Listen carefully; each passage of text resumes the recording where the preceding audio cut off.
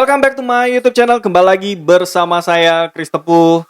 Di dalam video kali ini saya akan memberikan 7 tips buat teman-teman yang mau beli iPhone second.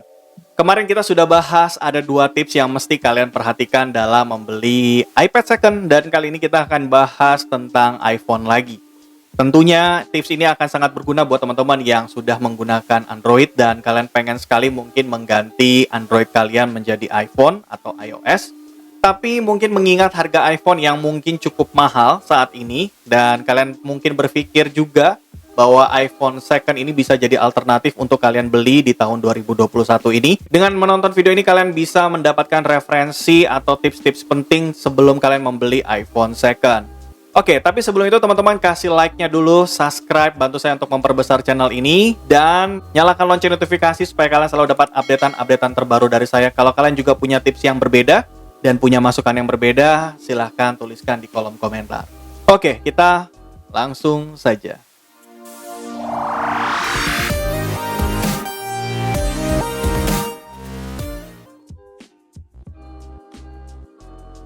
Oke, kita masuk ke tips yang pertama. Tips yang pertama adalah kalian perlu untuk memilih toko tempat kalian akan membeli iPhone second adalah toko yang benar-benar memiliki kepercayaan penuh dari para pembelinya. Sama seperti tips yang pernah saya berikan ketika kalian membeli iPad second. Nah, tentunya kalau kalian mau membeli di Tokopedia atau di Shopee atau di marketplace lainnya, kalian mesti memastikan review dari para pembeli di toko tersebut, karena kepercayaan penuh dari para pembeli ini penting sebagai penjaga kepercayaan kita juga untuk membeli iPhone di toko yang ingin kita pilih, teman-teman. Jadi, kalian juga bisa lihat mungkin di kolom-kolom komentar dari toko-toko tersebut atau ulasan-ulasan yang ada di toko tersebut, berapa bintang yang diberikan oleh para pembeli, atau mungkin kalian juga bisa melihat rating dari toko tersebut. Ini menjadi perhatian penting buat teman-teman yang mau beli iPhone second tentunya. Kita masuk ke tips yang kedua. Di tips yang kedua tentunya juga kalian perlu memastikan atau mengecek kembali kondisi fisik dari iPhone second yang ingin kalian beli. Yang paling penting yang perlu kalian cek adalah bagian sisi dari iPhone yang akan kalian beli. Apakah di bagian sisi-sisi ini ada bagian yang bengkok atau ada bekas jatuh seperti itu. Itu adalah salah satu yang perlu kalian cek kembali. Kemudian di bagian belakang apakah ada goresan-goresan yang tidak wajar. Selain goresan-goresan yang mungkin ya layaknya pemakaian wajar seperti itu, mengingat ini adalah iPhone second. Kemudian di bagian depan juga kalian perlu perhatikan apakah ada bekas noda atau ada bekas goresan-goresan yang tidak normal atau yang tidak wajar. Ini harus jadi bagian konsen kalian juga sebelum membeli iPhone second. Tips yang ketiga, kalian juga perlu memperhatikan kondisi layar. Kenapa kondisi layar harus menjadi bagian perhatian kalian? Karena di bagian layar ini adalah bagian yang juga cukup sensitif. Kalau iPhone itu mudah sekali tertekan, ya tentunya akan mempengaruhi dari kondisi layar iPhone yang akan kalian beli. Tentunya kalian juga perlu memperhatikan kondisi layar iPhone yang akan kalian beli ini. Caranya mudah, teman-teman. Cukup kalian mendownload 2 gambar. Yang pertama yang perlu kalian download adalah gambar berwarna putih dan gambar berwarna hitam, polos, pekat, benar-benar putih dan benar-benar hitam. Setelah kalian mendownloadnya di Google, kalian bisa langsung mengaktifkannya saja atau melihatnya. Dan saat itu juga kalian melihat di bagian setiap sisi dari iPhone kalian, apakah ada warna lain selain warna hitam atau warna putih ketika kalian menyalakannya. Ketika kalian sedang melihat di warna hitam, kalau semuanya wajar-wajar saja, tidak ada warna lain selain warna hitam, berarti kondisinya tetap baik-baik saja.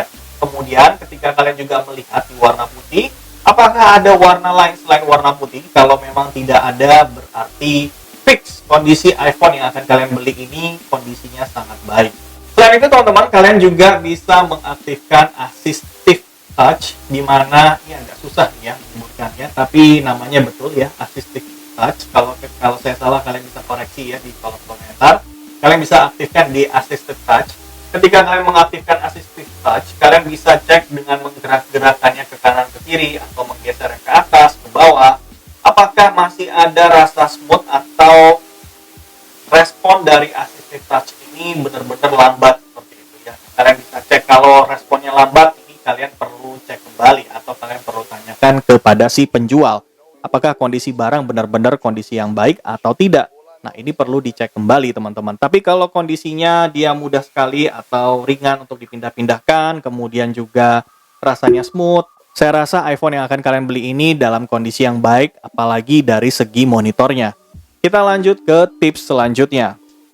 Tips yang keempat, kalian juga perlu mengecek bagaimana ketika kondisi iPhone kalian ya digeser-geser seperti ini ketika di menu, kemudian gonta-ganti aplikasi, apakah dia masih terasa smooth atau tidak, karena ini penting sekali ketika kalian mengoperasikan begitu banyak aplikasi, apakah iPhone kalian masih mudah atau masih cepat dalam mengganti-ganti aplikasi. Ini perlu kalian cek juga, karena kalau kalian tidak cek dengan baik, ini bisa jadi masalah nanti di kedepannya. Kenapa? Karena ini ada pengaruhnya juga pada bagian dari LCD-nya, kalian juga perlu pastikan kembali.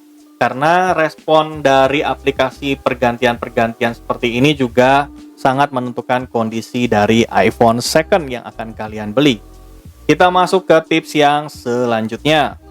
Oke, tips yang kelima, kalian juga perlu melakukan pengecekan terhadap serial number dan juga IMEI. Bagaimana cara mengecek dari serial number dan juga IMEI yang ada di iPhone saya? Kalian tinggal pergi ke pengaturan atau pergi ke setting, lalu cek di general. Kalian di situ bisa melihat nomor IMEI dan nomor serial number dari iPhone yang kalian beli. Nah, kalau seandainya si penjual dan si pembeli tidak menampilkannya, kalian boleh menanyakannya dulu terlebih dahulu, dan kalian bisa langsung mengecek di situs tertentu untuk mengecek keaslian serial number dan IMEI-nya. Untuk situsnya teman-teman, saya akan taruh linknya ada di kolom deskripsi. Teman-teman bisa langsung cek saja melalui situs tersebut. Tips yang selanjutnya adalah kalian perlu melakukan pengecekan di bagian kamera, terutama bagi iPhone yang memiliki fitur Face ID. Kalian perlu mengecek setiap aspek yang ada di dalam kamera kalian. Apakah pergantian dari menu-menu yang ada di kamera masih terasa smooth, dan bagaimana feel-nya ketika kalian mengambil gambar dengan menggunakan kamera yang ada di dalam iPhone kalian. Apakah masih terasa smooth ya? Ini penting sekali ya teman-teman, karena mengingat kamera adalah bagian yang paling sensitif dari iPhone. Jadi ini perlu sekali untuk kalian cek, terutama untuk Face ID bagi iPhone yang memang punya fitur Face ID. Kita lanjut ke tips yang terakhir.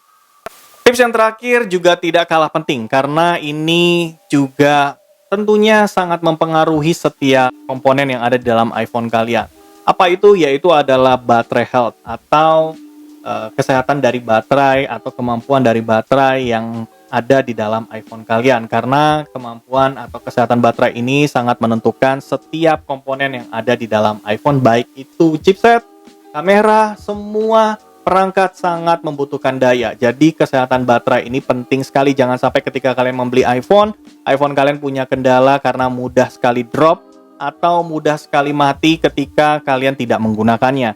Ini tentunya akan jadi masalah yang panjang ketika ada masalah di baterai. Cara mengeceknya mudah saja teman-teman. Teman-teman bisa pergi ke setting atau ke pengaturan.